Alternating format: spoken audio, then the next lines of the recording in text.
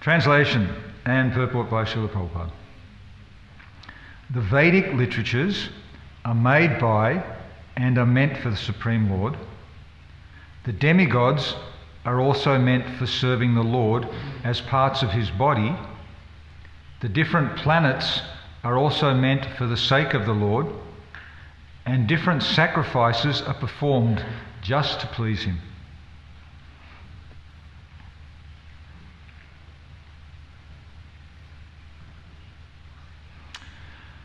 According to the Vedanta Sutras, Shastra Yonitvat,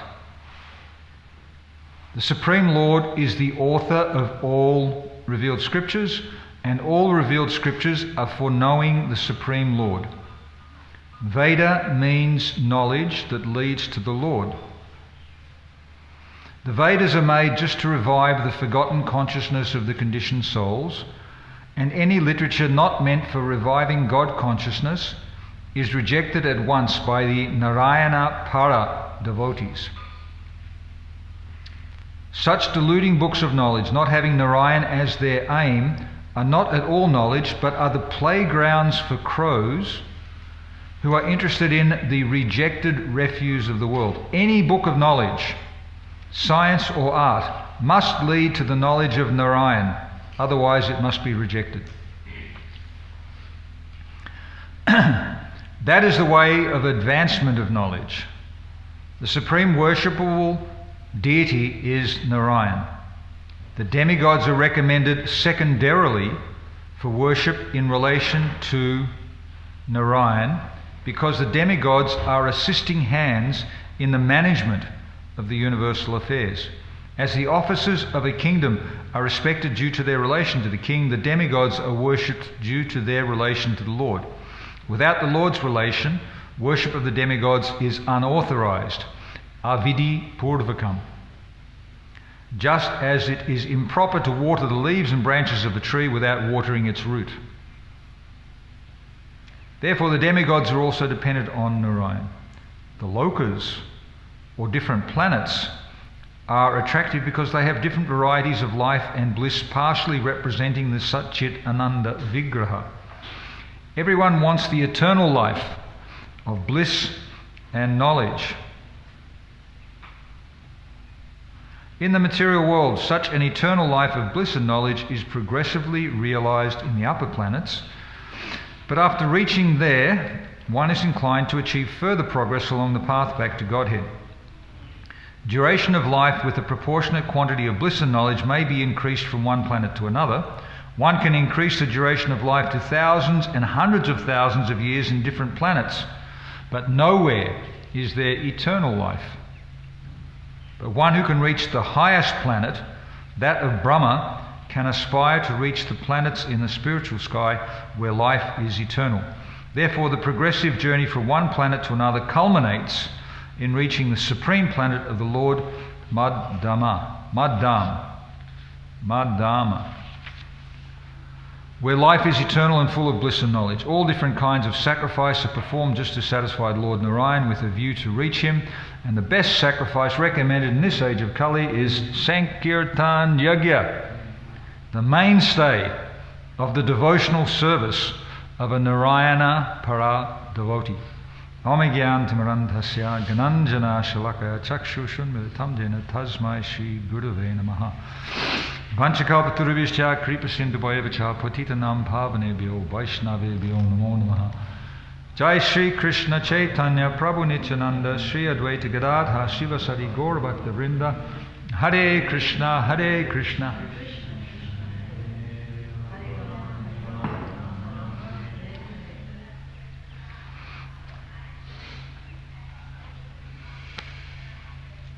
Just to keep the flow of what's going on in the Bhagavatam, we'll summarise a little bit.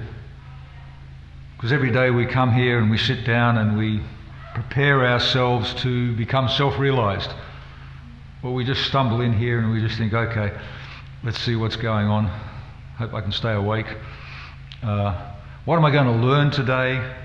How can I apply something to my life? Or when's breakfast?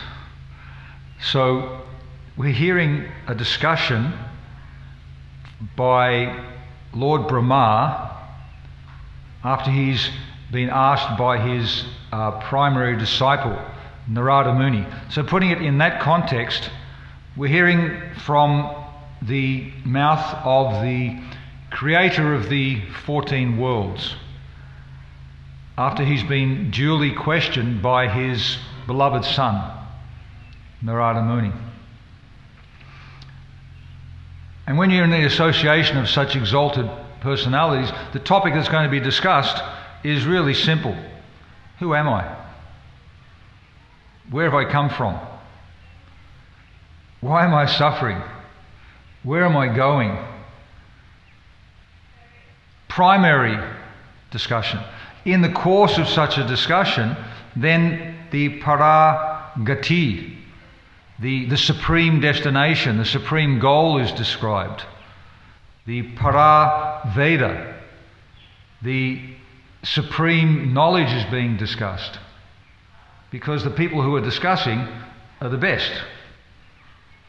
They're the ones who have achieved the topmost position. They're the ones who have descended in order to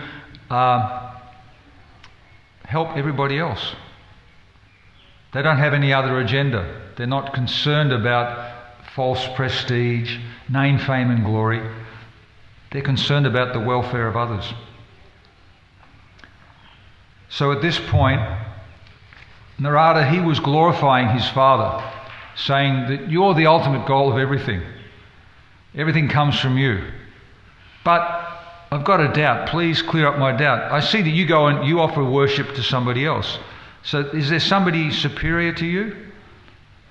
And Lord Brahma immediately puts all that into place.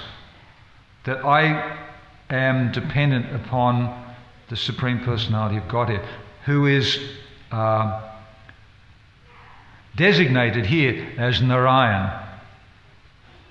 Once you get into the realm of Vaikuntha, then those personalities who are not servitors of the Lord, they are the Supreme Lord, and they have many names, multifarious names. God is one, but he has many different names, indicating different aspects of his qualities and his activities. We sometimes get nicknames which are indicating something that people have seen interesting about our character or about our behaviour. So the same way, the Supreme Lord, he's designated by different names which indicate something that he's done, or something that he's famous for, or something that you appeal to him. Often Arjuna, he would address the Lord, "O Madhusudan, O Govinda," indicating that he wants that particular aspect, or he would like that particular aspect of the Lord to be prominent. Govinda, master of the senses, please control. Rishikesh, please help to control my sense. O Madhusudan, killer of the demon Madhu, please kill my doubts. So different names indicate different qualities, different natures of the Lord, and we can appeal to the different personalities we're with by their different names. Affectionate names, nasty names, different ways you can appeal to their good quality. We can talk about people, and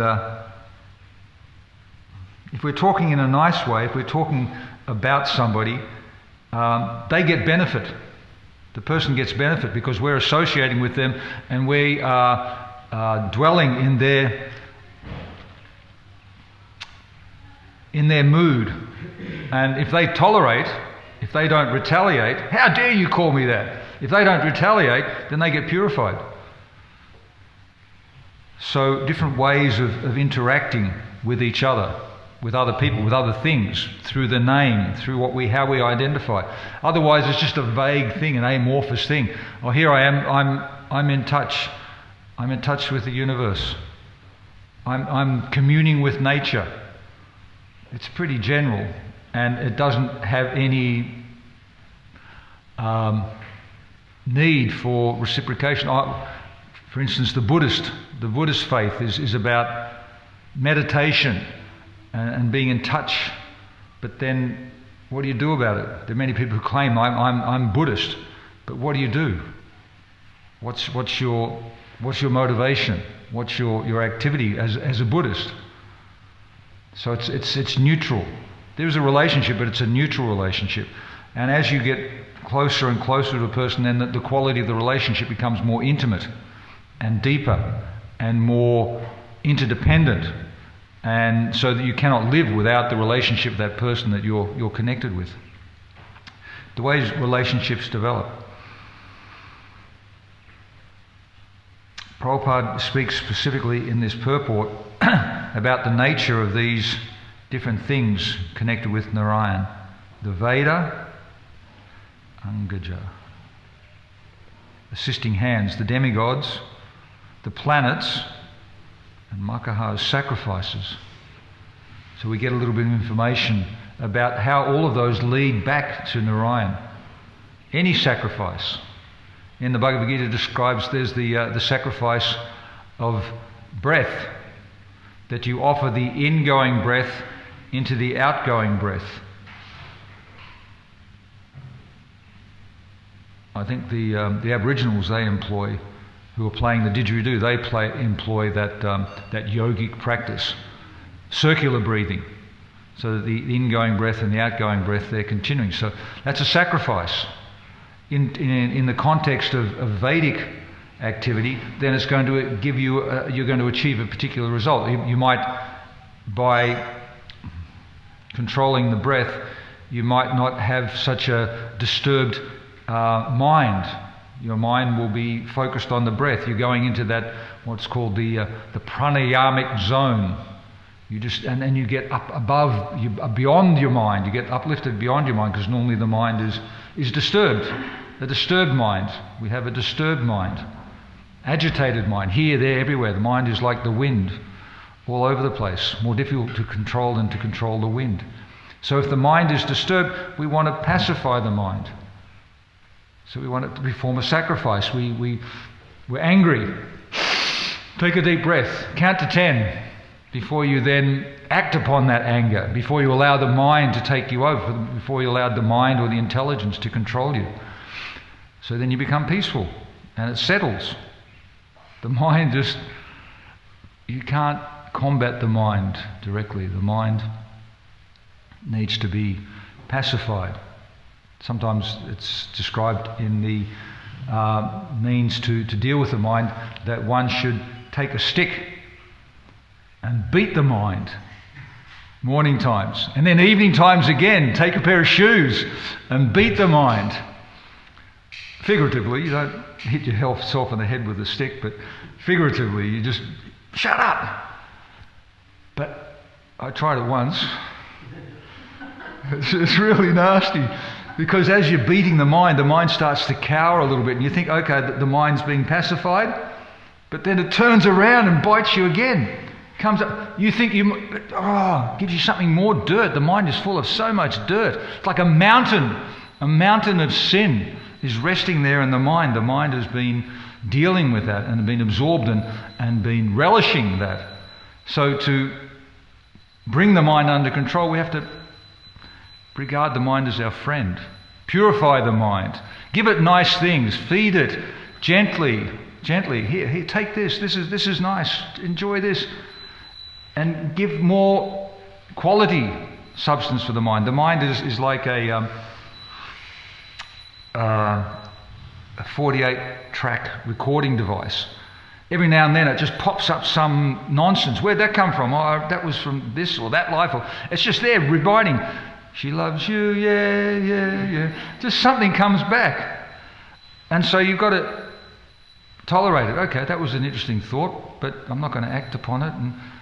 And if it becomes too disturbing, then the technique is to make sure that you have laid down on one of those 48 tracks the Hare Krishna mantra, and you put the volume up of that one. The mind's driving you nuts, and just Hare Krishna, Krishna Krishna, Hare Hare, Hare Rama, Rama Rama, Hare Hare, Hare Krishna, Hare Krishna, Krishna. And then slowly the mind will surrender. The mind will never surrender. It has to become purified. It has to be given a higher engagement, the higher taste. Vijayanaya Sampane Brahmani Gavi Hastini Sumichamsa. That's a different one. What's the Vidya Vinaya? Sorry, I don't know. Bhagavad Gita, chapter 2, text 59. One may restrict the senses. I can't remember. Can anybody tell me Bhagavad Gita 2:59? Visaya vinivatante niraharasya dena raso vajam rasopiyasya param drishtva nivatate. While contemplating... No. Do you want it? I'll get it. One may be restricted from sense enjoyment. Yes, thank you, Prabhu. One may be restricted from sense enjoyment, though the taste still remains. What's the second half? But ceasing such engagements by experiencing a higher taste, one can remain fixed in consciousness. You can say, I'm not going to do that. Every time that people binge, overindulge, they say, never again. I'll never do that again. It's so painful. But next opportunity, loose mind, lazy, you'll slip back into that habit. Unless you get a higher taste. If you get a higher taste, okay, I've chosen to not go down that pathway. I'll do something else. It's painful, well, everybody else is doing it, but you get a higher taste. Then, well, I don't need to do that. I can remain uplifted and satisfied and happy and peer pressure. Don't worry about that. I've made a choice. You've become fixed in consciousness by experiencing a higher taste. And then the lower taste no longer becomes attractive. No longer becomes attractive. You've got taste for something higher. So these sacrifices, it's a sacrifice. The normal expression is, I just want to do everything and anything, whenever I feel like it. I just want to be free. I just want to be free. Free to enjoy. Well, it's a nice sentiment, but it's not possible in this material atmosphere. It's not achievable. It's not maintainable, because enjoy means fixed, permanent. A little bit of suffering and then a little bit of pleasure, that's not what we want. We get a little bit of not even satisfaction, we get a little bit of happiness. It's cold outside, so we come into the heat. And then we're in here and we've got to start taking clothes off, and we've got to open the windows because it's stifling hot. So we go back out into the cold. And we're out in the cold and oh, that's better. I can breathe and fresh air. But then it changes again. It's said that 50% of the world's energy is employed in trying to counteract too much heat or too much cold. And you change it, and then you want the opposite. And you want to adjust it. So better to just be satisfied, to tolerate happiness and distress. Happiness comes of its own accord, just like distress. We have an allotted amount of distress. It's our karma. We've done things in the past, we're here now. In fact, we've got a material body, we're in this material world. Indicates that we still haven't become purified from our past karma. So part of that karma is the distress. When we accept the distress, when we tolerate the stress, when we welcome the distress, not that we're searching for it. Queen Kunti, she said, let the calamities come again and again. Because she was right there with Krishna. Let the calamities come again and again, because when the calamities are there, then I call out to you, my Lord, I remember you. But generally, the distress is there. We can try and alleviate the distress, but that's just limited. We don't have to over-endeavour. We get the distress, we tolerate it, we wear it, and then the attitude philosophically is, I'm just getting the results of my past bad karma. It's coming back. They're being burnt up.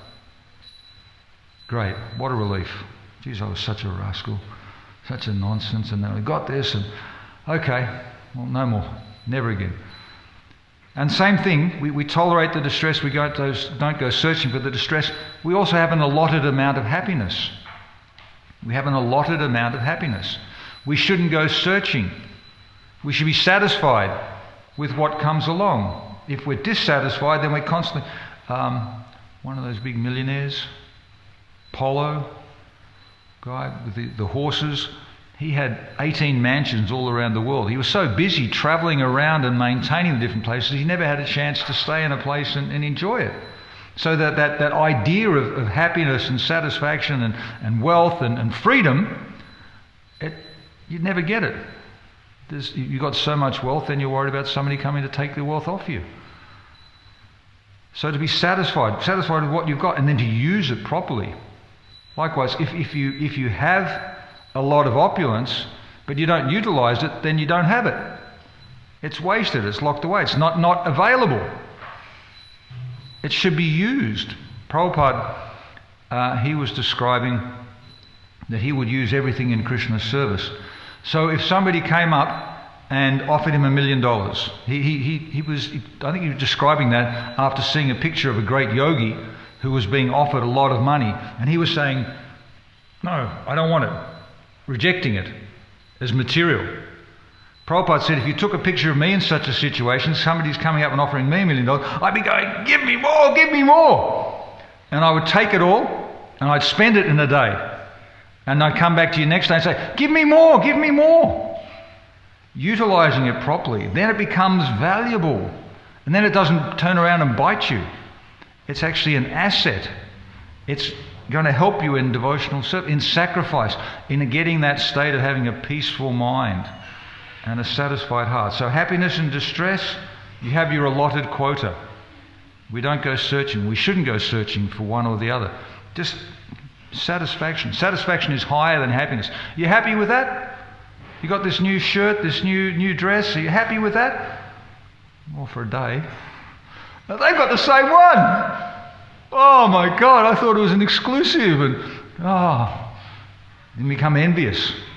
You become disturbed. Somebody else has got as good as you. I'm supposed to be happy and I'm number one. No, be satisfied. They've got something nice, we'll glorify them. And satisfied, happiness and distress. They've got their allotted quota of distress. Poor person, they're going through that. Not that makes you feel good.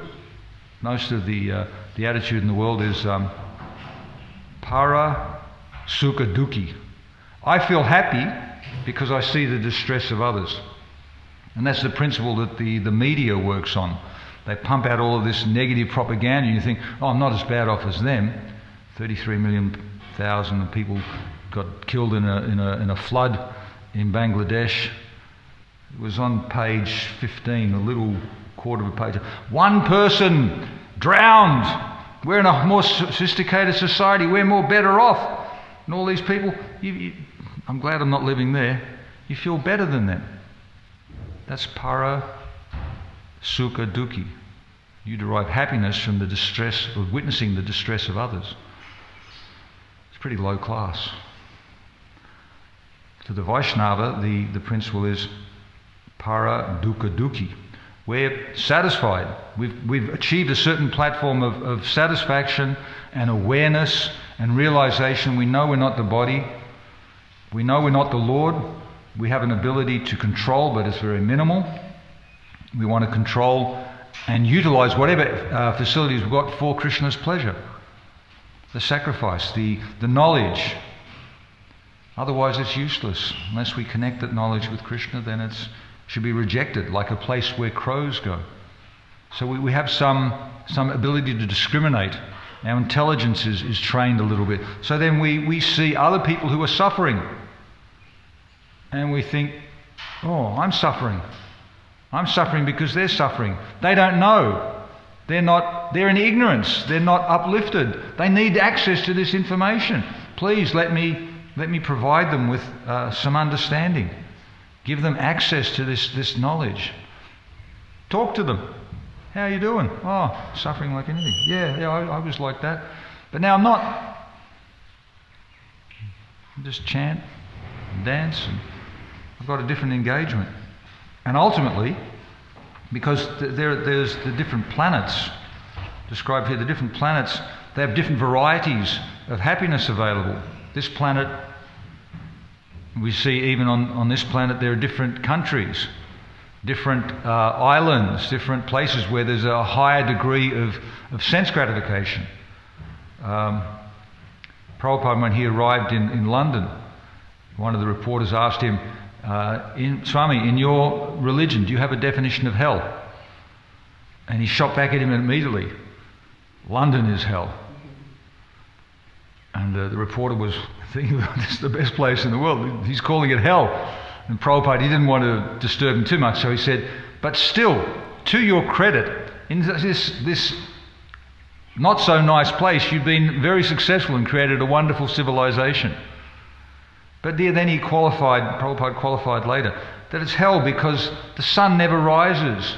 It's snowy, it's cold, it's a limited island. There's people who are bickering. Coal mining is a major activity here. People are under the ground 24 hours a day. That's hell. Another time, a Christian preacher, he was trying to impress upon people that they were living in hell.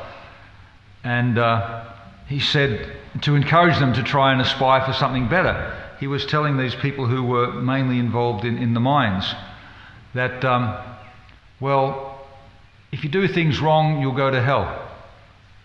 And they said, well, what's hell like? He said, it's dark and it's cold. And they thought, well, that's where we are now. And all of those other nasty people who have been dealing with you, they'll be there. They'll go to hell as well. Oh, they're all my mates. I'll be there with all my mates. Wow. So the preacher, he thought, well, I'm not getting through to these guys. They're so steeped in this ignorance. So then he thought, okay, in hell, there are no newspapers. No newspapers? That would be hell. I'm not going there. We've got to have my daily rag, my daily chew on the nectar. So they became inspired and they became a little bit interested in the preaching of this Christian missionary. So the different planets, they will offer longer durations of life and different proportionate quantities of bliss and knowledge.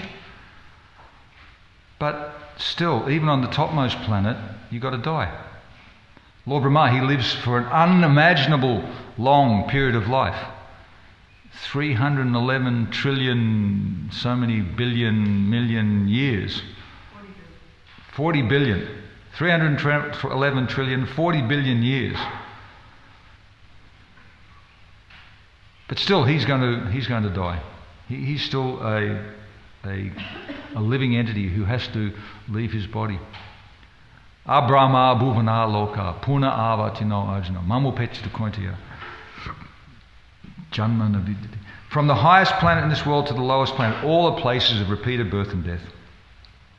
So you shouldn't be attracted to these higher planets unless you have the goal to use that higher planet as a springboard to get to the spiritual world where life can be eternal. You live on a planet when the quality of suffering is much less, so you're not disturbed, so you can focus on engaging in service and spiritual practices. Then you can get out. There's no solution to all the problems in the material world. No material solutions. It's only a spiritual solution. You can't solve the problems. You have to get out. So the easy route to get out is to engage in the Sankirtan Yajna. The best sacrifice recommended in this age of Kali is Sankirtan Yajna. And that will achieve the results of study, of sacrifice, of worship of the demigods. Tomorrow's class is also about yoga, austerity, knowledge, path. To engage in the Sankirtan Yajna, to hear and chant and glorify the Supreme Personality of Godhead. That will enable us to get to a higher platform above and beyond this miserable realm that we are presently inhabiting. Narayana Para, here it's often referred to as Narayana Para devotee. There's a verse, King Chitraketu, he was cursed by Mother Parvati, and then he tolerated the curse, distress. He didn't say, oh, how dare you curse me. Okay, if that's what you want, I'll accept the curse. And then Lord Shiva, he turned to his wife and he described, just see the glories of the devotee, that they don't mind if they're in heaven or hell. In fact, they're quite happy to go to hell as long as they can go there and preach, as long as they can go there and do some service. So wherever we are, we tolerate the happiness, we tolerate the distress. We understand that whatever Krishna wants, we're happy to accept that so long as we can remember him. Just so long as Krishna doesn't ignore us. His putting up the pressure, turning on the heat, that's to make us more conscious, to call out to him, to come closer to him. And if we just ignore him, or oblivious, in a blur, in the void, if our consciousness is not switched on, if we're just in the void, then that's a deplorable state. That's hell.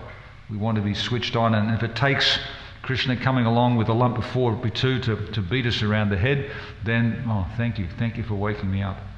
Thank you for reminding me of my position.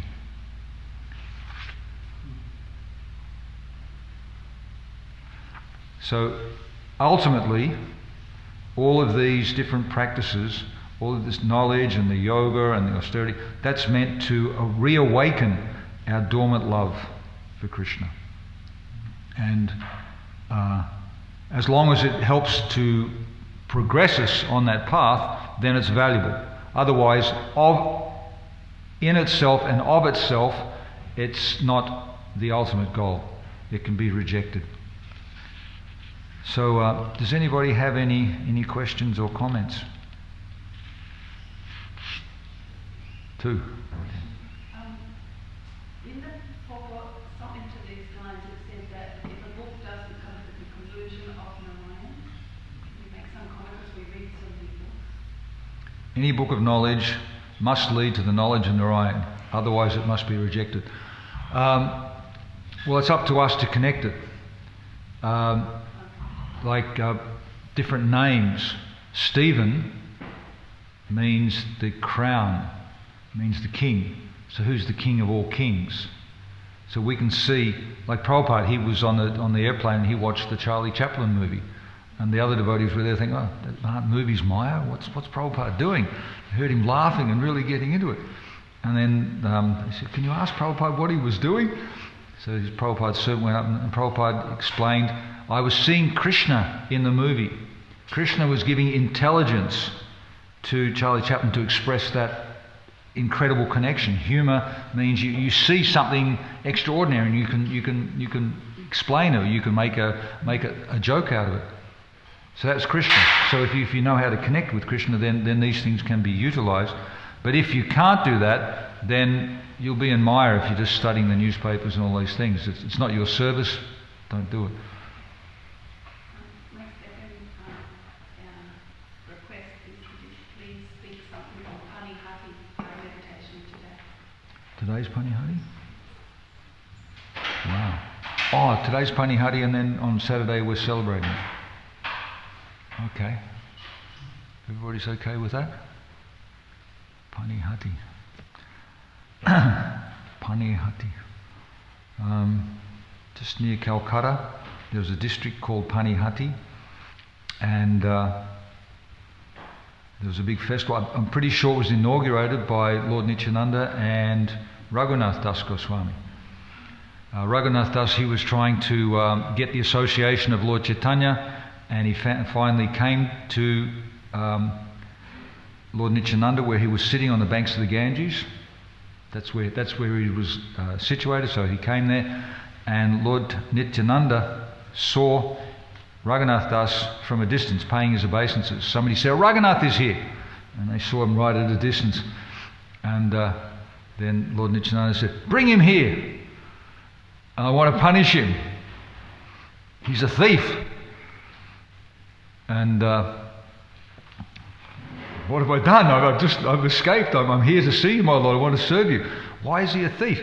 You tried to steal Lord Chaitanya. You tried to steal my property. You're a thief. I'm going to punish you. Your punishment is that you have to feed all the Vaishnavas. So Raghunath, he was from a wealthy family. He had assets at the time. And he said, thank you, my Lord, thank you. He employed all of his wealth to go into the local marketplace and buy a picnic for thousands of people.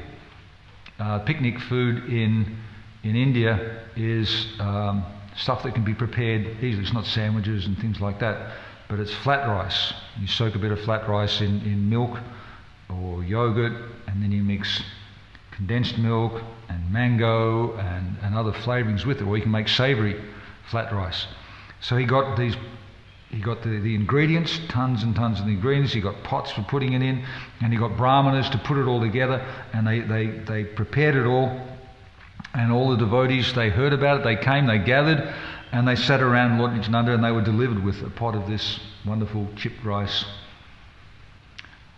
People came, they kept on coming. There were so many people coming that eventually there was no more place to sit on the bank of the Ganges, so they sat in the water taking their prasadam. And then it was such a big festival, all of the local townspeople, the merchants came, and they started setting up stalls to try and take advantage of the crowd. So Raghunath Das went up to them and bought all of their goods off them, and then sat them down and fed them as well. And by that activity, then Raghunath Das, he pleased Lord Nityananda, and he got the mercy of Lord Nityananda, and ultimately he was able to get the shelter of Lord Chaitanya. So on such a day, we should pray for the mercy of Lord Nityananda and meditate upon Lord Chaitanya as the ultimate shelter, and serve the devotees, feed the devotees, glorify Krishna, look after the devotees, and get the benefit of the Panihati festival. Has anybody, Krishna Rupa, have you been to Panihati? No, I haven't. Okay. Yeah, I've been invited there, but I never got there. Can you say something about it? Very crowded. Uh-huh. Very crowded. Yeah, it's ecstatic, just chip rice everywhere and lots of people. And someone tried to cut into my handbag because you're all very close.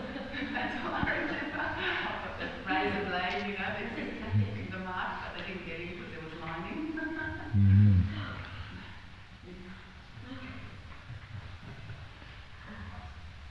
Yeah, festivals in India. I have the experience of the at Shantipur festival, 30,000 people, and we thought, okay, on that day, if you take prasadam at Madhavendra Puri's, on Madhavendra Puri's birthday at the house of Advaita Acharya, you just take prasadam, you'll get love of Godhead. Madhavendra Puri was the first person who started to display that topmost mood. So first off, you hear about it and you go there and you think, okay, I'll take prasadam. But before you can take prasadam, there's 30,000 guests are there and you've got to feed them. So I thought, I'll feed them and they'll get the benefit. But then after a while, it was becoming like a mass crowd thing. So they said, can you wash some plates? We don't have enough plates. So then it wasn't the urgent need. Somebody else could wash the plates. I had to guard the plates because people were coming and taking the plates before they were washed. And then that was not, then I had to step back another. I couldn't do that service. I had to tell people. People would come at me, where's the festival, what's happening? I had to say to them in Bengali, Ami Bangala Janina. I can't speak Bengali, stop, it's over there. But then after a while, 30,000 people, they just came out, they forgot to advertise.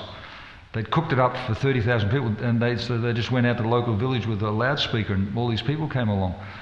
And then they ran out. So the devotees started yelling, get on the bus, get on! And it was like a riot. People they wanted more, they wanted the association of the devotees. So we got on the bus and said goodbye. I don't think we'd get the chance to take prasadam even. But it was such a nice festival, overwhelming. Bengali style festival, everybody's over enthusiastic. Very enthusiastic. So these festivals, they're observed in different ways in different places. Here, sometimes we have lots of different varieties of flat rice. And there's a special event, the first time Hati that we're celebrating in this way.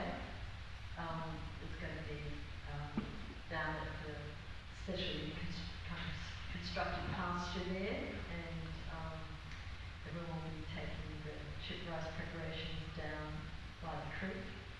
Oh, nice. All of the details are up on the notice board there. That's this Saturday. Yeah. Wow. And the deities are going in a palanquin and Gornitai. Right. Wow.